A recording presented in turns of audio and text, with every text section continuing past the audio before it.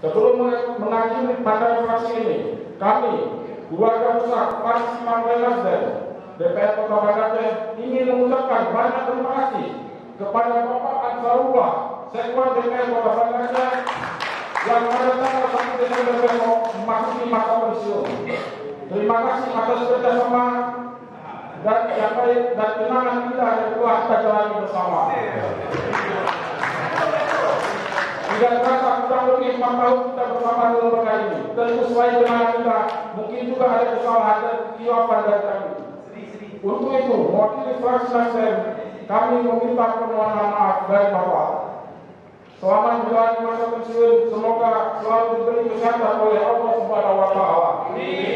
Dan semoga seluruh pengabdian Bapak sebagai abdi negara menjadi amal ibadah dan dibalas oleh Allah Subhanahu wa Ta'ala.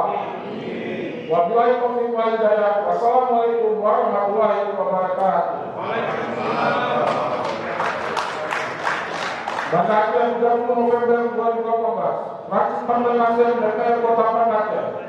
Teuku Iqbal Djohan Ketua, Insinyur M. Ali, Wakil Ketua, Abdul Rafur, Sekretaris, Haji Julius Esos, Anggota.